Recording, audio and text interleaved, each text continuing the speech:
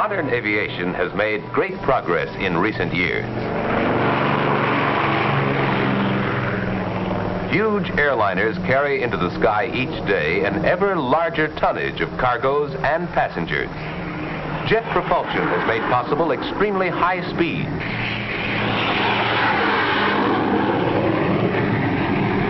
Yet in one aspect, these aircraft have become more limited than before, since they need exceptionally long runways to take off and land. The need for an aircraft independent of huge airfields is being met today by the helicopter, which can land in any area big enough for its whirling rotor.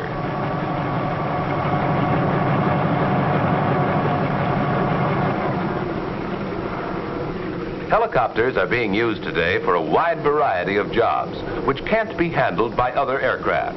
In larger cities, they are delivering thousands of pounds of mail every day from outlying airports directly to the post office.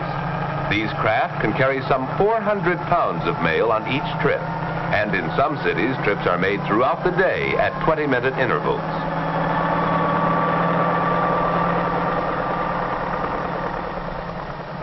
Flying over city traffic, the helicopter can land directly on the roof of the post office itself, in a fraction of the time needed by mail trucks, thus greatly speeding the delivery of mail.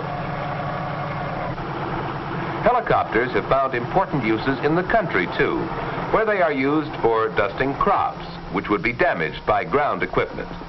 The helicopter's great maneuverability makes it possible to spread dust over every corner of the field, no matter how irregular it may be.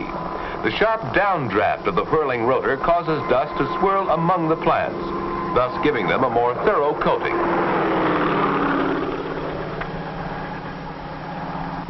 The helicopter's slow speed makes it useful for any kind of air search, and especially for inspections of such things as power lines and pipelines. If anything unusual is spotted from the air, the helicopter can hover to give the inspector a better look. Equipped with pontoons, the helicopter can land on water and can penetrate swamps which were previously inaccessible.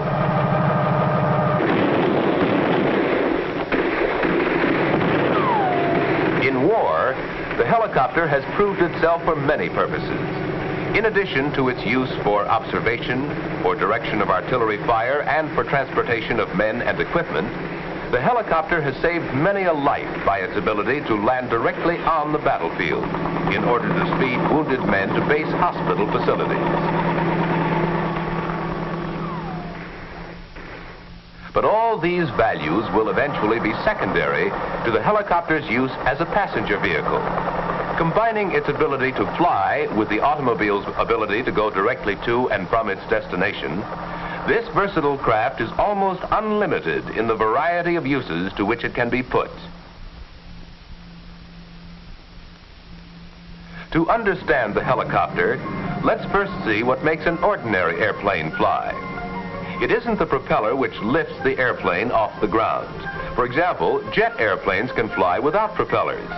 But all ordinary aircraft must have forward speed to fly, and this forward speed is provided by the propeller. The reason speed is necessary lies in the shape of the airplane's wing. A careful examination will show that the wing has been designed so that its upper surface is more curved than its lower surface. Therefore, the distance from the front to the back of the wing measured along the lower surface is less than the distance from the front to the back measured along the upper surface. When the airplane is in motion, air rushes past the wing. The air passing the upper surface moves a longer distance in the same time as the air passing the lower surface, and therefore moves past the upper surface faster. This difference in air speed increases as the airplane itself moves faster, and creates a partial vacuum along the upper wing surface. The normal air pressure under the wing lifts it into this partial vacuum, which enables the airplane to fly. At first glance, a helicopter seems to be able to fly without wings. Actually, however, the rotor blades of a helicopter are shaped much like the wings of an airplane. The upper surface of the rotor blade is more curved than the lower surface. When the rotor turns, air moves past it in much the same way that it moves past the wing of an ordinary plane. Thus, there is no need for the helicopter itself to be moving. When the blades move fast enough, they provide the lift necessary to raise the helicopter off the ground and permit it to hover. Thus, helicopters are called rotary wing aircraft, while conventional airplanes are called fixed wing.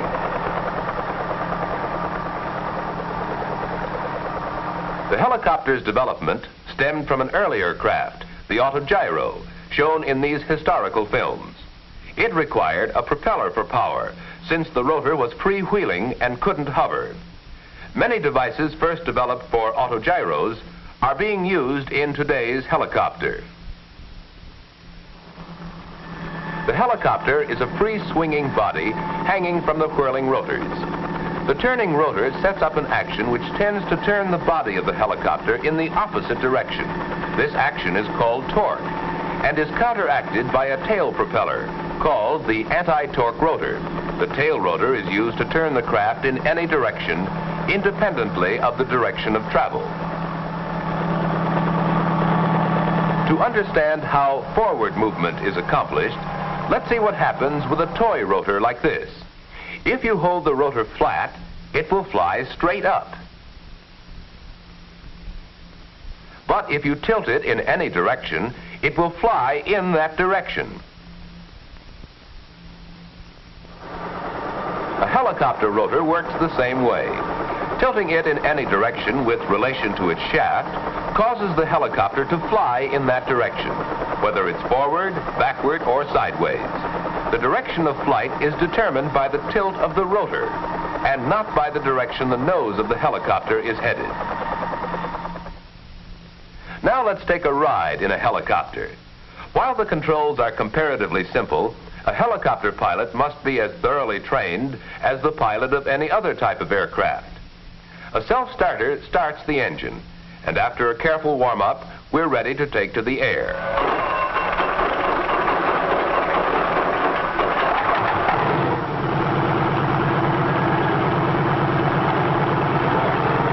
The collective pitch control, whose handle is also the throttle, determines the amount of lift which the rotor provides. Once in the air, the pilot uses foot pedals, which control the tail rotor to turn the machine in the direction he desires. The stick in front of the pilot controls the angle between the spinning rotor and its shaft. And when the stick is moved in the direction the pilot wants to travel, the helicopter is on its way. Flying a helicopter is quite a different experience from flying a fixed-wing craft. Although this craft can cruise at about 85 miles an hour, there's no need to maintain airspeed, so there's time to look around. Should the engine fail, the rotor would act much like a parachute to permit an emergency landing. But of course, most landings are with power. There are a number of different kinds of helicopters being flown today. Some are designed with two rotors, which turn in opposite directions. Each rotor counteracts the torque action of the other, and thus eliminates the need for an anti-torque tail rotor. Twin-rotor helicopters have been built large enough to carry 16 persons, with a gross weight of more than 14,000 pounds. The jet helicopter, powered by tiny jet engines on the tips of the rotor blades, works much like a fireworks pinwheel. The jet engines are the only source of power. Jet helicopters are simpler in construction, lighter, and easier to operate than conventional helicopters, although fuel consumption is very high.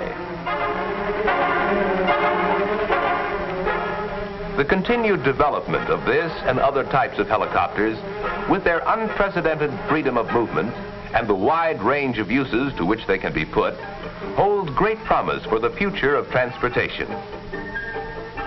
Who could have predicted the vast changes which the development of the automobile and the truck have brought about in our society?